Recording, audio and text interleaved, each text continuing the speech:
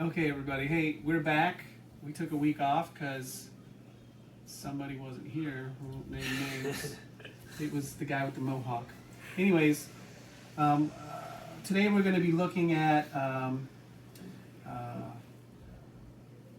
something State Senator Blake Doriot had said after being asked a question about some pro-life bills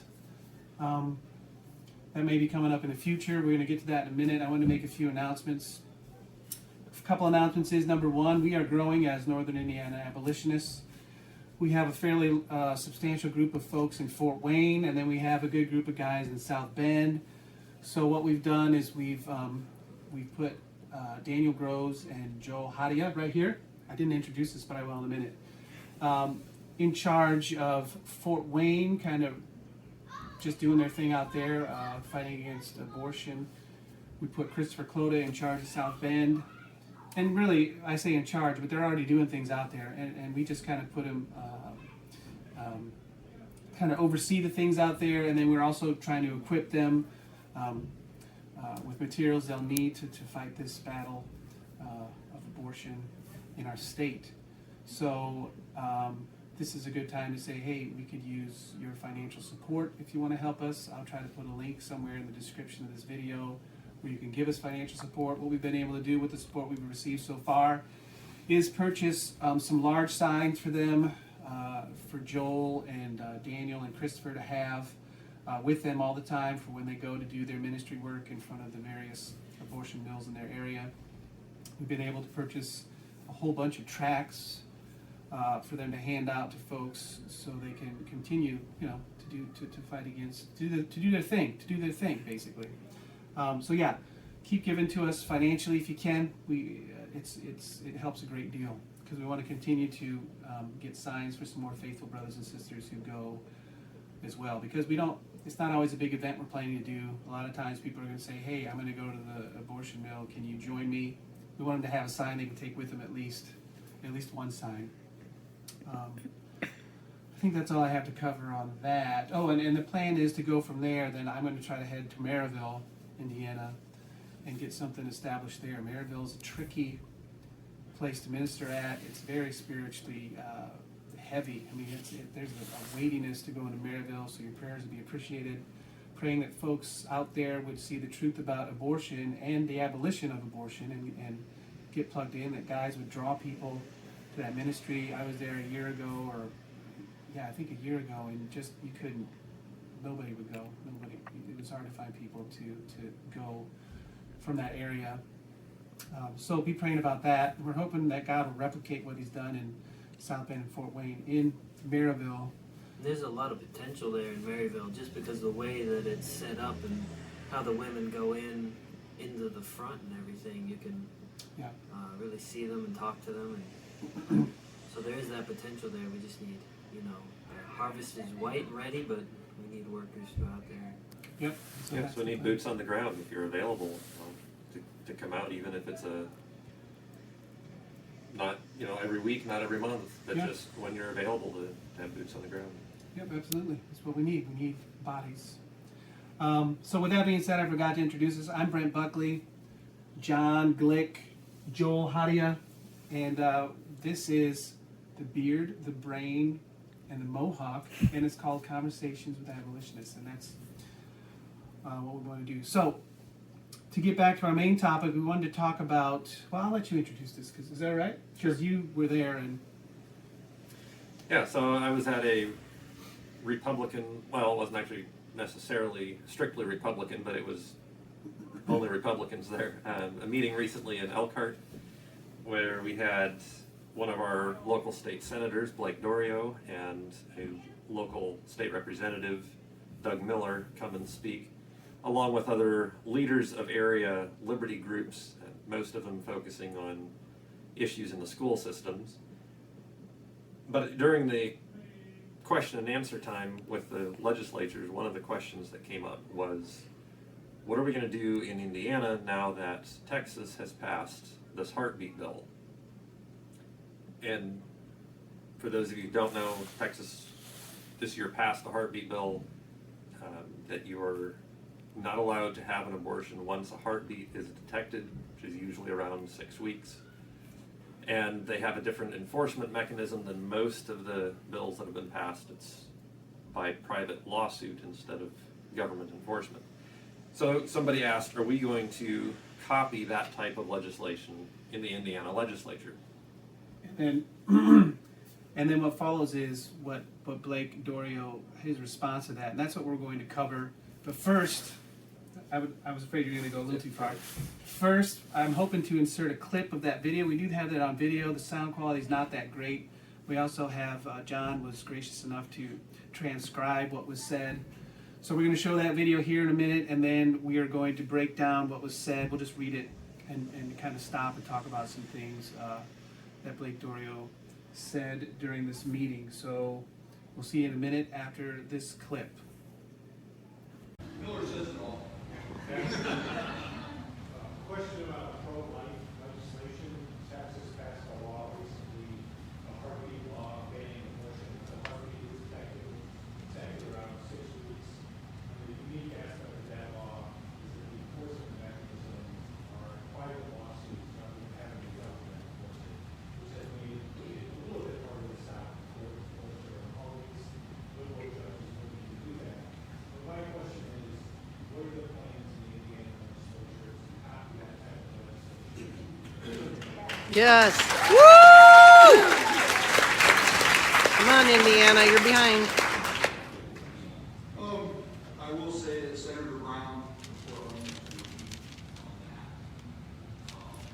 She's a lawyer, her husband's a physician. She's very involved in the Catholic Church. And that's a bill that I'm going to let the lawyers draft because it's a pretty sticky area to walk. I will have Senator Brown's back on that. I know that sometimes I tell some of our more fervent friends down at the statehouse, sometimes we have to learn from the left. The left is very patient. They have been working getting this head of steam going since 1900 and before. So some of my more fervent friends, I say, go out in that yard and push over that. You can't do it. Go get an axe and chip away at that tree, and hopefully we can get little chunks Get a out chainsaw. of the abortion issue. And then maybe Liz Brown can get into a place where she can push the tree over. That's kind of how I want to work at it. I know people say, that's terrible, children are dying. Well, I mean, if we go and grab it all at once, we may end up in the courts, excuse me, Mr. Drake, and some blood-sucking attorney kills it. But now we do have, and that's already been brought in our little group, that the court upheld Texas. And so that's giving a little more cover. And I'm not sure if Liz will bring it now or next session, but she is working on it, and we're kind of letting her handle that. So. So just to follow up on that, what is your position on the Protection at Conception Act? What? The Protection at Conception Act that Kurt Knisley introduced? Life starts at conception. Yeah, but keep going on that. Will that happen? I'm going to be really honest with you. No. It won't. Why? Not because I don't want it. Not because I won't work for it. I'm just being a realist. There are enough moderates in the Republican Party that are not going to bite at that. So that's where I'm at. And I'm again, life starts at conception and ends at natural death. So. Sorry. Thank you. Okay, so hopefully you all watched that video. It was about 4 minutes. For abolitionists, it was very hard to listen to.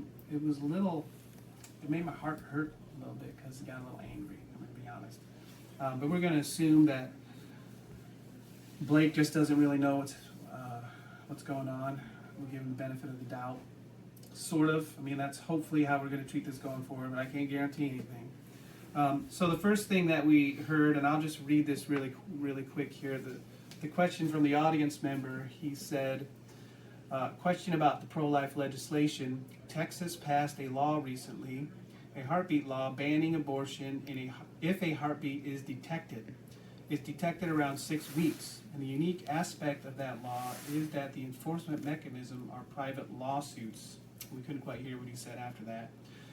Then he says, but my question is, what are the plans in the Indiana legislature to copy that type of legislation? And then there's thunderous applause.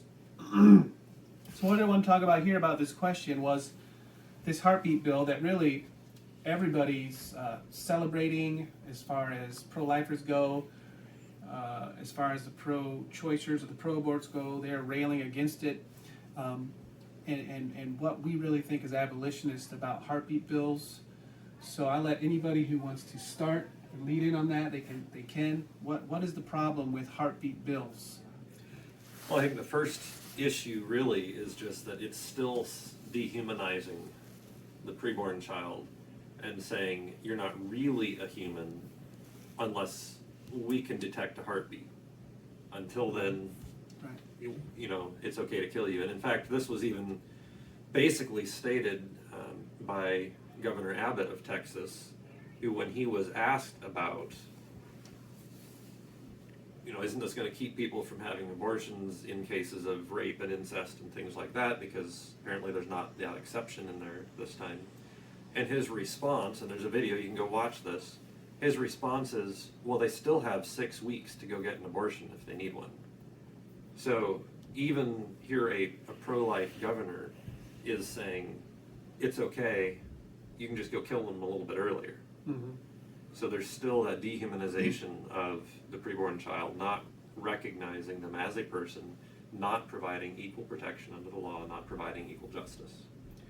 Right, and that's been the problem with all pro-life legislation. All pro-life legislation dehumanizes babies in the wombs because they all say, and the Texas heartbeat bill or any heartbeat bill is no different. All these regulatory bills say how, when, where you can kill your baby. So the Texas heartbeat bill says you cannot kill a baby after you detect a heartbeat. But, you know, if you take it to the opposite of that, it really says you can kill a baby up until you do detect a heartbeat. So babies are still being murdered.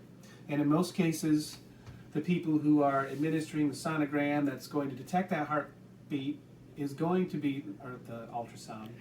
My daughter was about to correct me. The ultrasound that's going to detect the heartbeat are going to be the healthcare workers, if you want to call them that, the employees inside of the abortion clinics.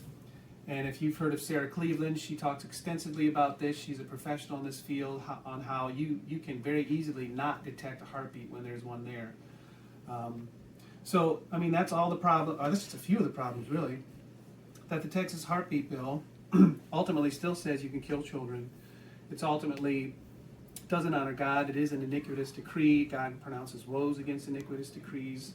And that's why we as Christians who want to abolish abortion, say that this Texas heartbeat law isn't enough. It's not enough. In fact, it's sin. We shouldn't pass laws of partiality, you know, where we're saying these babies can live and these babies can die. That's not what God wants for us. God commands equal weights, equal measures, no partiality in the law. Right. Joel, do you have anything you want to add there? Yeah, I just wanted to. With all these, with all the bills that are like that don't go far enough, that aren't like our protection at conception bill.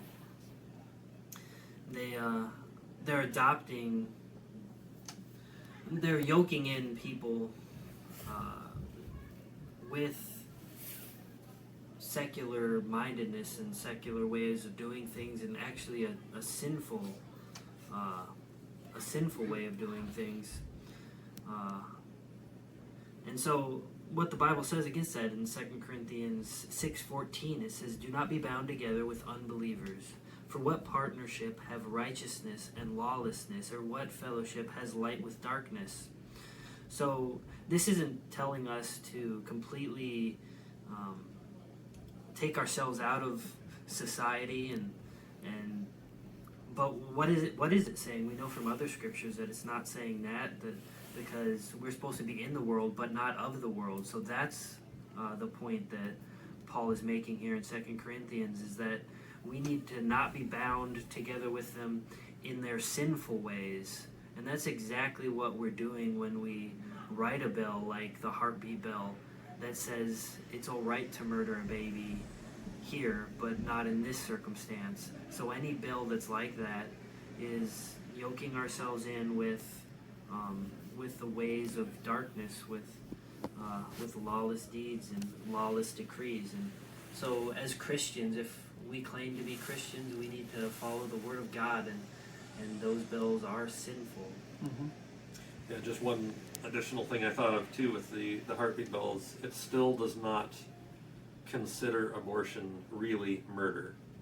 So the enforcement mechanism is a private lawsuit. Mm-hmm. You can get sued if you kill your baby, instead of you can face justice like if you had killed your born child. Right. Yeah, that's a good point. All right, we're going to move along. So that's why we think heartbeat bills blow. Just going to be honest with you. When I heard that, because heartbeat bills are the most extreme bills the pro-lifers put out. So they usually get celebrated heavily, and it really,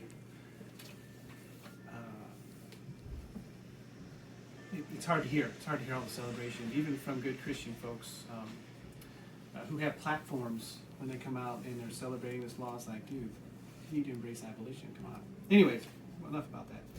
And that's part of the reason why we do this, and we want people to come at this biblically and to shine light in this dark area. And so there is Christians that promote this stuff, but a lot of them do it in ignorance. And so right. we want to bring the Word of God to this situation in the gospel.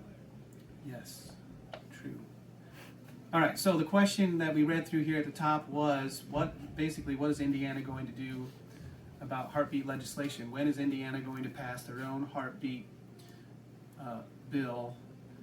And the answer is from Senator Blake Doriot. I have a hard time pronouncing his name. I always want to say Dorito. I'll read it, and then I'll let these guys chime in. We'll read a section of it here. He says, "I will say that Senator Brown," and then we can't really hear what he says next, "is working on that. She's a lawyer, physician. She's very involved in the Catholic Church. And that's a bill that I'm going to let the lawyers draft because it's a pretty sticky area of law. I will have Senator Brown's back on that. I know that." And we'll stop right there. We'll stop right there. Is there anything anybody wants to add to that? Yeah, so I would just say he calls it a pretty sticky area of law, and he's going to let the lawyers draft that bill. And really, we're calling for the abolition of abortion. We're calling for the equal protection. So the same protection for the preborn as we currently have in our law for the born person. So it's not a sticky area. It's what laws apply if I go out and murder somebody on the street. Those are the laws that should apply if I go to the clinic and murder my child. Right. Yeah. And it's that simple. right. And we're still talking about the heartbeat bill. So I'm going to read the next section here, but he's addressing right now the heartbeat bill, and I would argue that the heartbeat bill is even a little too extreme for a lot of these pro-life legislators. And John has a different take, which I think is a good one too. One more ahead. quick comment. I think maybe his sticky area there is he's trying to bow down to Roe. So he's trying to let lawyers draft this bill so that it's worded in such a way that the courts won't strike it down. That's his main concern. Right. Instead of saying, no, we need to do what's right regardless of the courts. We need to defy the courts when the courts are wrong. Right. He's saying, well, the Supreme Court has ruled, so we need to craft our legislation carefully within the confines of the Supreme Court's ruling. Yes. Right. I mean, we say nullify Roe.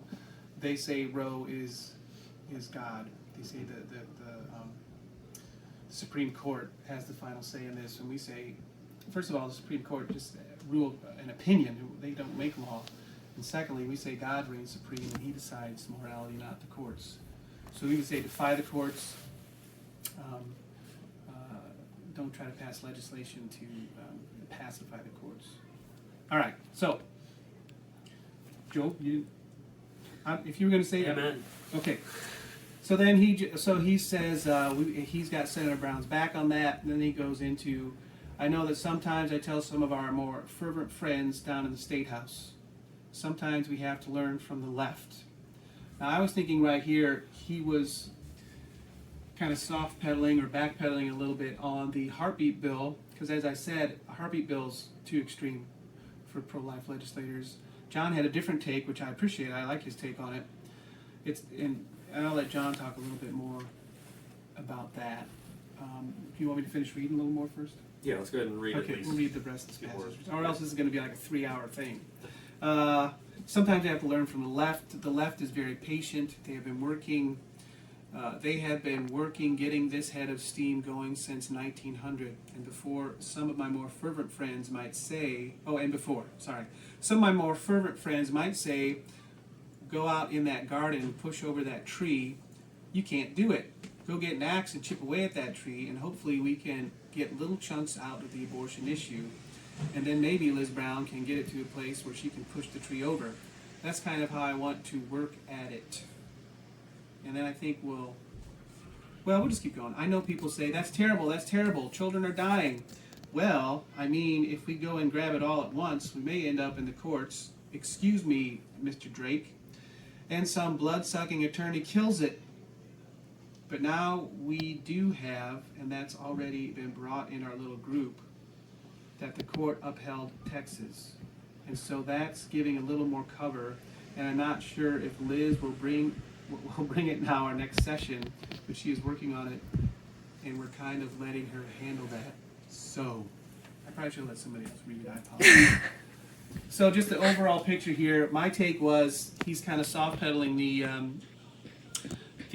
Texas heartbeat ban, like saying, well, we need to kind of take it. But then John says he sees a shift here from going from talking about the heartbeat bill into really talking about the abolition bill that hasn't even been brought up yet. So I'll let John talk a little more about that. Yeah, so I think he's starting out, he's addressing the heartbeat bill. He's going to let Senator Brown, who apparently is an attorney, draft that. He doesn't want to introduce such a bill himself.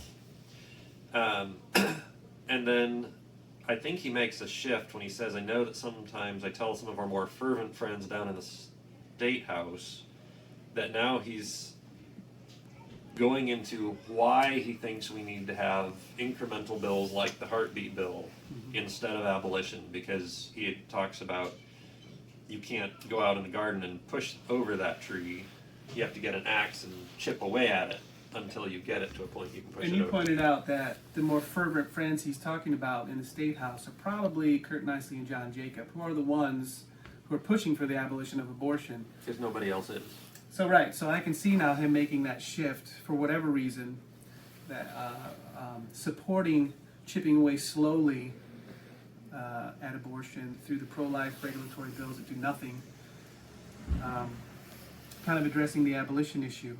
So I can see how I like how John's take on that, and I think that's probably the correct way to read into that. And then when he's talking about the tree, we have our awesome technology with us here today. Free the States has put out this awesome, I mean, he brings up the tree, and this is exactly what we're talking about here. We see the abolitionist on this side. Well, we see the pro-lifer on this side with his pruning tool. He wants to just kind of chip away at that tree, really accomplish nothing. In fact, I think when you prune a branch, doesn't it grow back better? Isn't that how that works? I don't know. Well, it strengthens the other branches. Strengthens, too, yeah, and yeah, stuff. there you go. There you go. And now over here you see the abolitionist with the axe, and he wants to chop down that tree. The whole tree, not just one limb. Right. So here we see the difference, and Blake is addressing that difference right here. He's saying we want to chip away at that tree because we can't chop the whole thing down.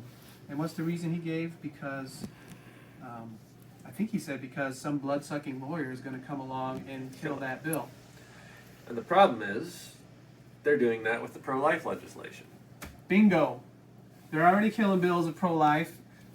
And it's not the blood, and if we want to go back to, well, let's talk about the pro-life bills.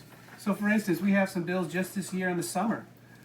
There was a ruling, because I think Whole Women's Health was suing Indiana for their pro-life legislation that they had passed, and we had a judge, Sarah Evans Barker, who put injunctions against all sorts of pro-life bills that have been passed over the past 10 years. So this is nothing new. I mean, pro-life bills are getting challenged and sued and killed all the time in Indiana and in other states. So to argue that if we push an extreme bill like the abolition of abortion or even a heartbeat bill, that it will get that we can't do it because it will get killed by the pro-choicers in court. That is a false claim. I mean, that just happens anyways. So we're kind of calling him out on that one. And then I forgot where we were headed next. Well, I was just going to bring up too here, he doesn't seem to have any urgency in the matter. So he referred to we need to be very patient like the left, and he's talking about, you know, they've been working on this for 100 years, which seems to be implying it might take us that long. And we're talking about murder. And he also he says... already made a good counterpoint to that by saying babies are being killed. Yeah, or children whatever. are dying. Yeah. And so, yeah, babies are being murdered. Preborn children are being murdered. This is a Holocaust, so that's the kind of urgency. So it's not just so we can't do whatever. We need to defy this as a state and not hold to the unjust Supreme Court ruling, but hold to our laws and apply equal laws to all people in our state. And we need to be careful of our terminology. So his statement was children are dying. Yes, they are. But why are they dying? Because, as Joel said, they're being murdered. Mm-hmm. And that's what needs to be recognized here, and isn't. Is that babies are being murdered, not just babies are dying. Right. And you know, he's like, I know people say that's terrible. Children are dying, and then he follows it by, well, I mean, we have to play the long game here, is basically what he's saying, which is foolish. And there is a certain way we can learn from the left by their, a lot of different states legalizing marijuana and defying the federal court ruling. Yeah. We need to do that for their Roe v. Wade ruling and rulings like it. If we loved babies as much as the left loves marijuana, Right. abortion would be illegal. Right. Good point. Good stuff, everybody. Don't stop now. Well, should we go on to the...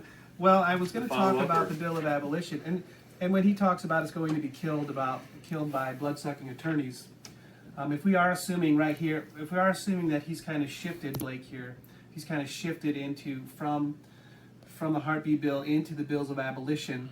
We made that connection because it kind of referred to John Jacob and Kurt Nicely, who are the two representatives who put forth and support this bill of abolition. The people who are actually killing that bill of abolition, it's not blood-sucking attorneys, it's the pro-life Republican legislators. They're killing this bill in committee, never even gets out for a vote, because they put it in committee and they kill it in committee. Pro-life Republican legislators, can't say that enough. So the pro-life legislators who carry the pro-life name, the endorsement, they get the pro-life funds, they are killing these bills based on what the pro-life establishment is telling them to do. And this happens in all different states. In fact, this Texas heartbeat bill that everybody is so excited about, they had killed a Bill of Abolition that same legislative session and then put forward this heartbeat bill. So in Texas, they killed a Bill of Abolition in favor of a bill that still allows babies to be murdered. So this is the insanity of what Blake Doriot is talking about here. And the Democrats even asked, as this heartbeat bill was being debated, the Democrats asked the bill sponsor, if you really believe that abortion is murder, then why are there no penalties for the woman in your bill? Right. Exactly. That's what we're asking. And we would say from a biblical standpoint, the law is a tutor, and that plays out all sorts of ways, and that's one of the examples. So basically, you're teaching that it really isn't murder if you're not going to put any teeth in it. I mean, and then also you can look at the law being a tutor as far as dehumanizing babies in the womb. When we already talked about that. When you pass laws that regulate baby murder, it ultimately dehumanizes the babies that are being murdered, if that makes sense. So the babies before a heartbeat bill that are allowed to be murdered, they become dehumanized in our culture. And that's what pro-life bills do. They teach our culture to dehumanize those babies in the womb. So we've covered most of what he said there. And then Jon Glick was there. And Jon Glick asked the real question, the real manly question, the real question Christians should be asking. He asked about the Protection at Conception Act. So I'll let him say it. He's right here. I just asked, what is your position on the Protection at Conception Act? What? Yeah, that was his response, exactly. You can hear that clearly in the video. So I asked again, the Protection at Conception Act that Kurt Knisley introduced. Right, and you can just go ahead and read that. And he said, life starts at conception. Hold it, and right there, the crowd erupts with applause. I mean, if you listen to the video, there's applause, there's screaming, there's woo woo. They're happy about that statement. Okay. And he says, will that happen, referring to the Protection at Conception Act? I'll be really honest with you. No, it won't. Not because I don't want it to, not because I won't work for it, I'm just being a realist. And then this statement is self-incriminating in my opinion. There are enough moderates in the Republican Party that are not going to bite at that. So that's where I'm at. And again, life starts at conception and ends at natural death. So he's just clearly told us he is not going to support it, and his excuse is the moderates. The excuse, yeah, and more than that, just the Republican Party. And we've been saying that all along. He's just backing up what we've already said. And for one, you just can't. I mean, you're going to say life starts at conception. You're going to get a roaring applause for that, and they're going to follow it with, well, we're not going to do anything about that life. I mean, how absurd is that line of thinking? I mean, this is why we've had abortion in our country for the last 50 years, because legislators like this make absurd. I think he really believes this. He believes that life begins at conception. But, what can we do? I am a legislator, life begins at conception, but what can I do? It's the Republican Party that's, the moderates on the Republican Party that are stopping that. And that's what we've said all along. I've said already, it is the Republican pro-life Republicans who are killing the bills of abolition. They are the ones stopping abortion from being criminalized in our state. And so what he's saying here is ludicrous, it's absurd, it's insane. And then you see he kind of follows up. I don't know if he realizes what he just said. He tries to end again on a positive note by reiterating life begins at conception, although I don't think everybody applauded that time. I had a few notes here. Yeah, so you guys want to add anything to that? Well, he says, I'm just being a realist, and this is one of the areas where we say we need to not be pragmatic according to human pragmatism. Right. So I'm going to do what works. That's not going to work, so we're going to do this instead. And we need to come at this saying the Word of God says, thou shalt not murder. Right. And therefore, we have an obligation, no matter what somebody else might think, of defending the helpless, of passing bills, of abolition, of saying we're going to have equal protection for the preborn. Right. And so we're going to we end here real soon. And I know this went a little bit longer. Thank you to those people who listen to our ramblings.